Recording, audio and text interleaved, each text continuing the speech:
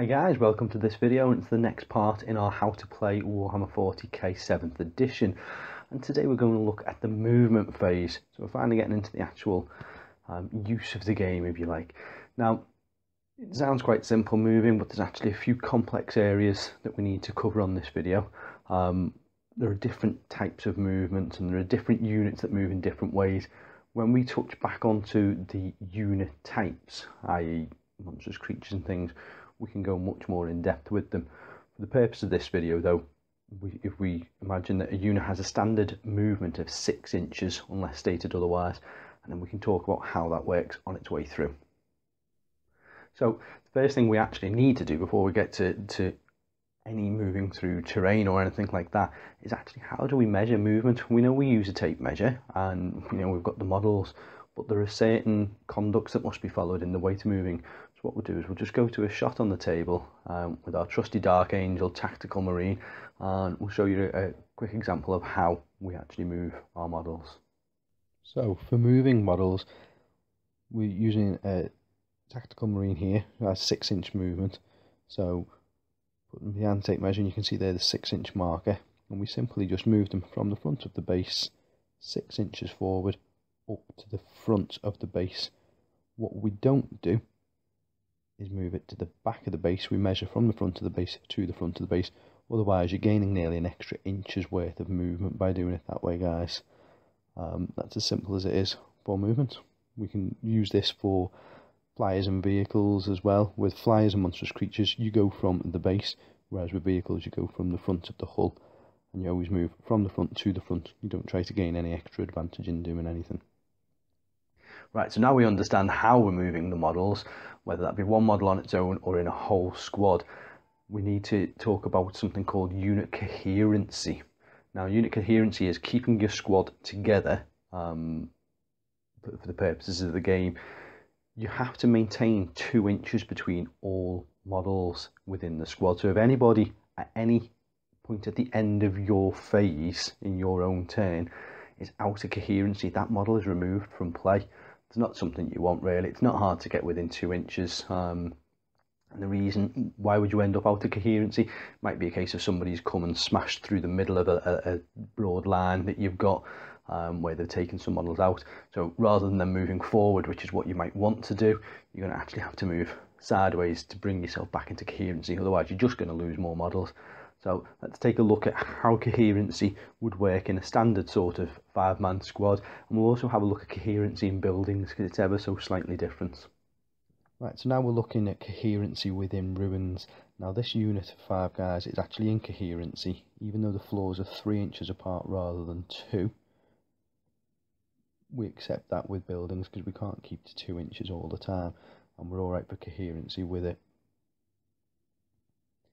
If this model here was slain, he was shot for whatever reason, the unit's no longer in coherency. So at the start of your next movement phase, you've got 2 choices here to join coherency. Either bring one model down, and then they're back in, or actually move a model up. Whichever way you choose to do that, you've got to move through terrain. So we refer to the terrain tests that we've talked about just before. Okay, so we now understand coherence and we understand how to make our measurements. Something else that's important to know at this point is you cannot move through other models. It might sound very simple, but I need to say it because there's so many people that think it's okay.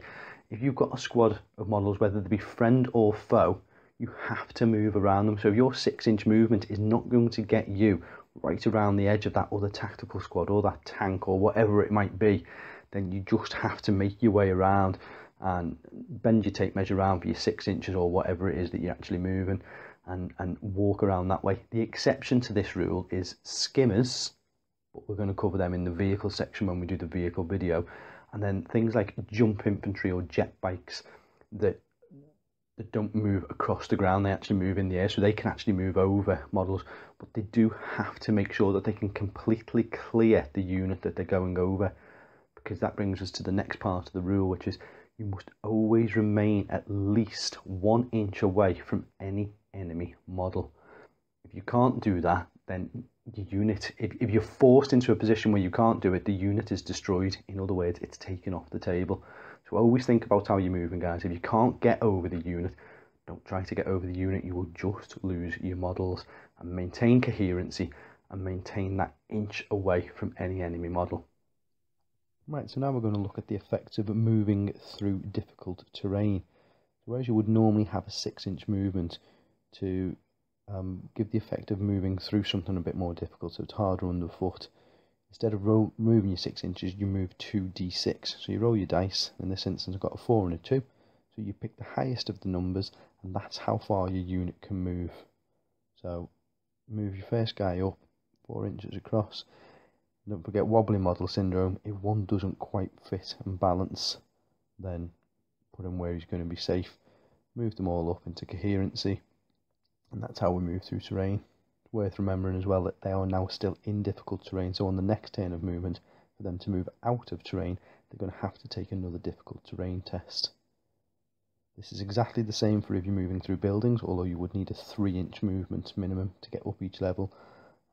Through forests, anything like that, you always use your 2d6, with the exception of 3d6 when it's the move through cover special rule, and you pick the highest of the 3. Okay, so that was a look at how to move through terrain and taking difficult terrain tests to get through there, and then models with move through cover. And we're now on to almost the final part of this video, which is bringing models on from reserve. So we touched briefly on them, I think, in the last video of putting models in reserve. When we talk about building army and army tactics, we talk more about the use of reserves. But anything you have in reserve, you now roll at the beginning of turn 2. You make a roll for each unit that's in reserve, whether they be flyers, whether they be guys that are coming on from the table edge, or you might have people who've got the outflanking special rule. If they've got the outflanking rule, they'll come on from either the left-hand side or the right-hand side. On a 1-2, it's the left-hand side. On a 3-4, it's the right-hand side. On a 5-6, you get to choose which side they come on from. But how do we get the models on? We make a roll for them. So for each unit, we roll 1d6. And on the roll of a 3+, that unit arrives from reserve. There are certain models and certain rules in the game that can modify that result, but for the purposes of this, it's standard as a 3+. Worth mentioning at this point, just from a jargon point of view, when I'm talking about 3 up or 3+ or 6 up, whatever it might be, what I mean by that is you roll a dice and it's the number that I state and anything higher. So a 3 up is a 3, 4, 5 or 6 on a d6. And it's just an abbreviated term, but for anybody who might just be confused with it, I thought I might just clear that one up. So we're going to bring our reserves on, and we'll roll to bring them all on. They either come on straight from the table edge, where they will just walk on their 6 or 12 inches, whatever their movement allows, from the table edge. They might be a flyer, which we're going to cover in the vehicle section, so I'm not going to go into them right now. I've just mentioned about outflanking, and you would just come on from the side that you've rolled for or you've chosen. And then the other option for a lot of units to come on is via deep strike.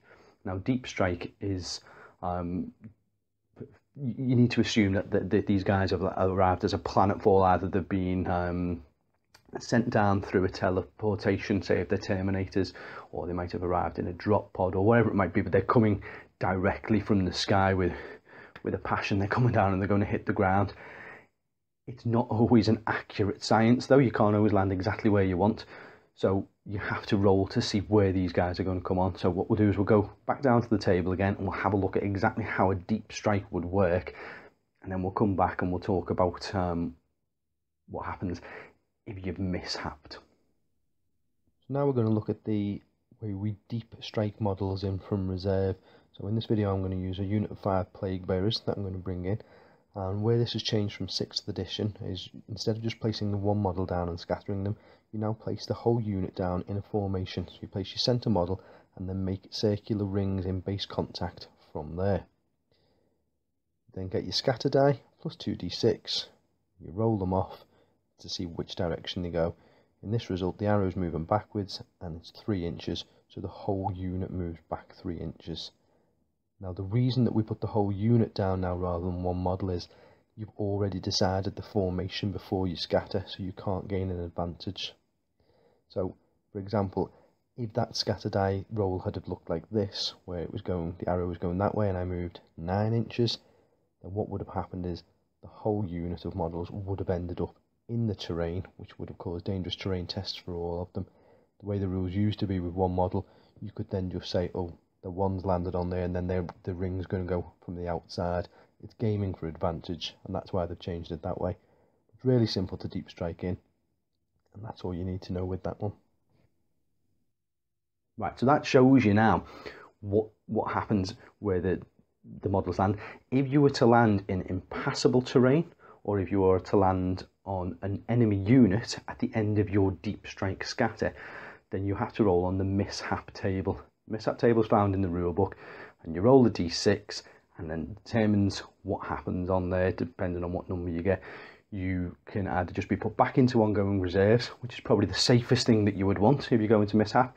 You can have it where your opponent places your models wherever he wants to on the table. It's not going to be somewhere that's going to be advantageous to you, let's be honest. Or the absolute worst one that happens is they're destroyed.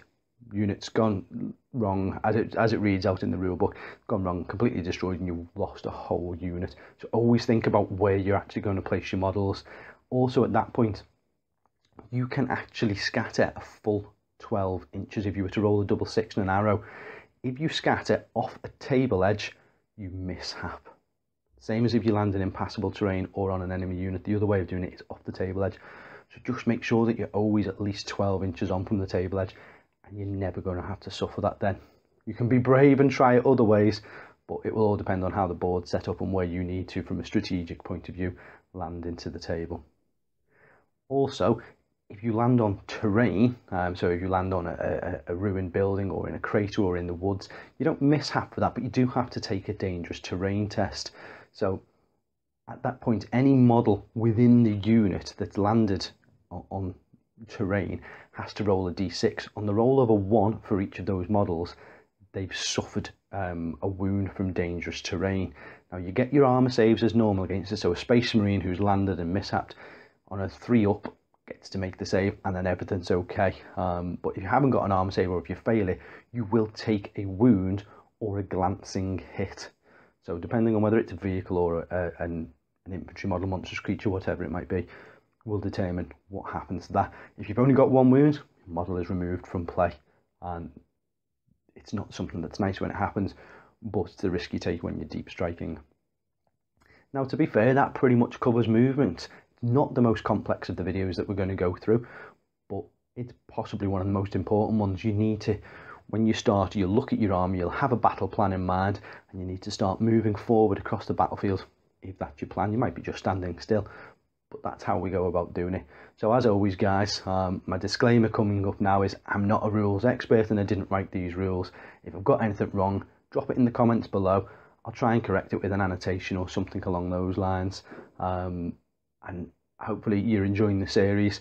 As always, hit the like button, hit the subscribe button if you haven't already, leave some comments for me, and if you can press that share button, and we need to share this out with as many people as we can. Let's make it something big, and I'll see you in the next one. Thanks for watching, guys.